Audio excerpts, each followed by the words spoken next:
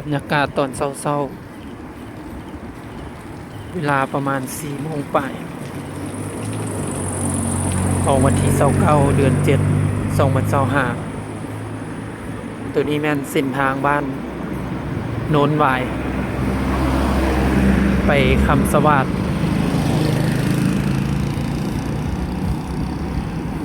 ทางหน้าของข้าพเจ้านี่แม่นแม่ข้าพเจ้าเองเนาะว่าสิได้ไปขายเครื่องไปตลาดตั้งแต่เช้า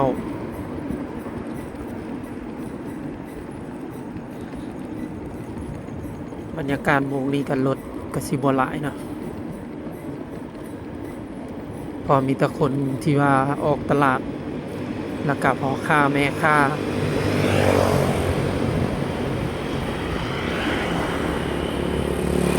ช่วงนี้มันช่วงยามฝนอากาศถือว่าเย็นพอสมควร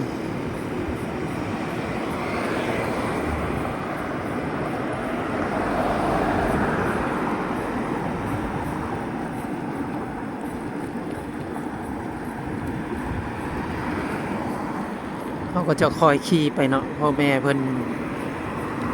ขับรถบ่ค่อยเก่งเนาะอันแม่เพิ่นขี่รถไฟฟ้าน้อย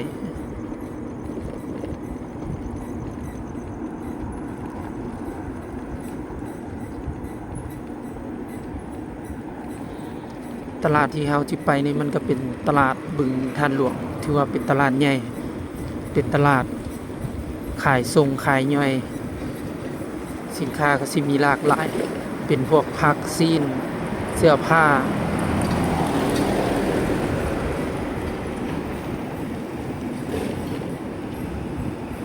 ตัวนี้แม่นตลาดโนนคอรถยังบ่หลายเทื่อเนาะยังอีกจักหน่อยพุ่นละประมาณ5 โมงรถก็ถือว่าสิหลาย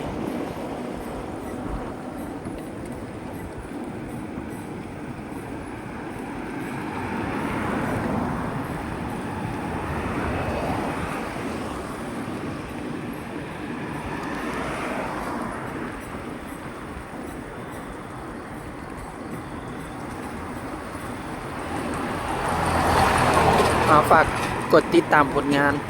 บ่แม่นผลงานเนาะติดตามคลิปเด้อกดไลค์และคอมเมนต์ให้แน่คันถูกใจแน่ใดก็กดกระดิ่งเพื่อติดตามคลิปต่อไปเด้อ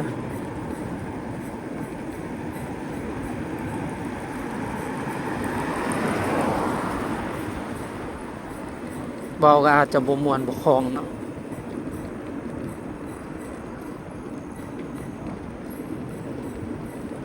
เพราะเป็นคนที่ว่าเว้าบ่ค่อยเก่งเดี๋ยวซ้อมโดนๆไปก็อาจจะเก่งนะ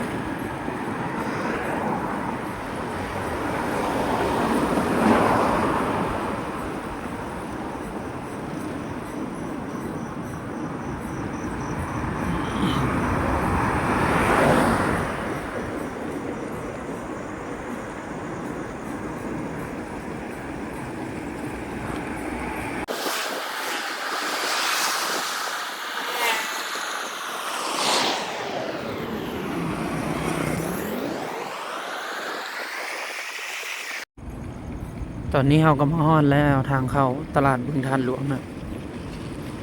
นี่ทางเข้าเพิ่นก็ยังบ่แล้ว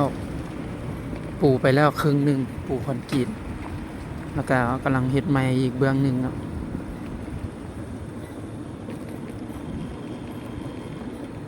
ถือว่าทางก็สะดวกสบาย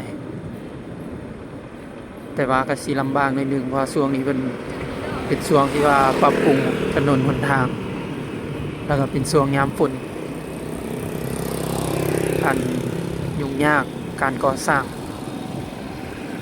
นี่คนเขาก็เริ่มมาตลาดมาค้าขายแล้วก็มาซื้อเครื่องซื้อของนะเพราะเป็นตลาดขายส่งแล้วก็ขายย่อยผู้ที่ว่าสิซื้อไปขายต่อก็เจ้าก็สิมาซื้ออยู่ตลาดนี้แหละแต่ว่าตลาดขายส่งก็สิมีหลายบอนเป็นตลาดโอซีตลาดโนนข้อ ตลาดลาวก็มีเนาะถือว่าเป็นตลาดใหญ่ๆ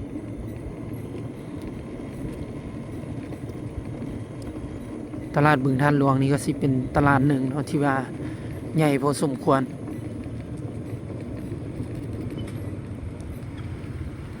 นี่ฮอนแล้วทางเขาช่วงนี้แมันยุ่งยากเพราะว่าเพิ่นปรับปรุงหนทางแล้วก็เฮ็ดทางเข้าทางออกเป็นทางเดียวกันนี่ช่วงนี้แม่นรถยังบ่หลายช่วงนี้นะพอตอนเช้าๆอันนี้แม่นรถพ่อค้าแม่ค้าก็จะเริ่มมาวางขายเครื่อง